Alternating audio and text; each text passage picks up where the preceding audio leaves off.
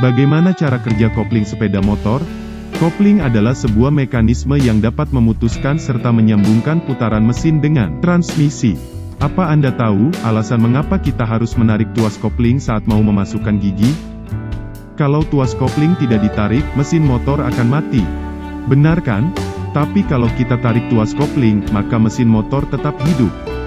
Itu terjadi karena saat kita menarik tuas kopling, sebenarnya kita memutuskan koneksi antara transmisi dengan mesin. Sehingga meski mesin berputar pada RPM berapapun, transmisi tidak akan berputar. Namun saat kita bebaskan tuas kopling secara perlahan, maka sepeda motor mulai berjalan. Itu artinya, koneksi antara mesin dan transmisi kembali terhubung. Pertanyaannya, bagaimana kopling itu bekerja? Untuk mempermudah, saya jelaskan prinsip kopling terlebih dahulu. Kopling itu bekerja menggunakan prinsip gesekan.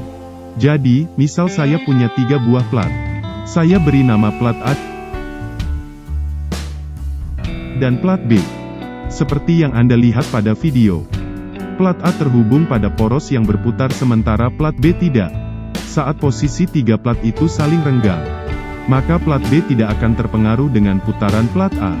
Tapi apabila saya posisikan agar plat A menjepit plat B, secara otomatis plat B juga ikut berputar sesuai putaran poros. Di dalam kopling motor, kita punya 2 jenis plat. Sebut saja kampas kopling dan plat gesek.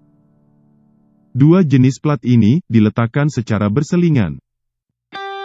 Kampas kopling terhubung ke sektor mesin melalui mekanisme penghubung. Sementara plat gesek terhubung ke poros transmisi melalui gear adaptor.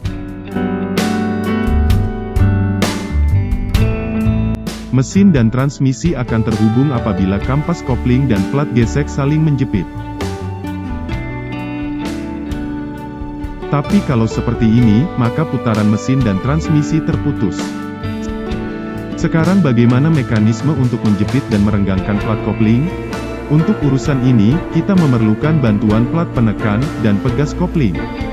Plat penekan akan dipasang di sisi luar plat kopling. Sementara pegas akan mendorong plat penekan. Sehingga secara default posisi plat-plat kopling akan semakin menjepit. Untuk merenggangkan plat kopling, maka kita hanya perlu menarik plat penekan sedikit keluar. Yang masih bingung, bisa lihat animasi 2 dimensi berikut. Saat tuas kopling tidak ditarik, pegas penekan akan menekan plat kopling sehingga posisi plat kopling saling menjepit. Ketika tuas kopling ditarik, inilah yang terjadi.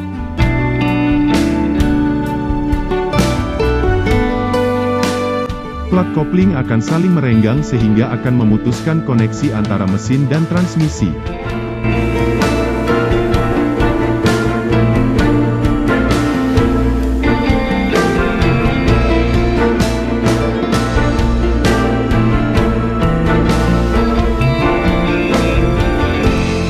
Tapi bagaimana mekanisme untuk menarik plat penekan? Ada satu lagi mekanisme yang bernama mekanisme pembebas kopling. Mekanisme ini terdiri dari tuas kopling, tuas pembebas, pinion dan rak.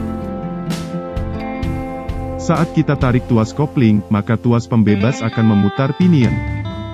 Selanjutnya putaran pinion akan menarik rak yang terhubung ke plat penekan. Sehingga plat penekan bisa ditarik keluar.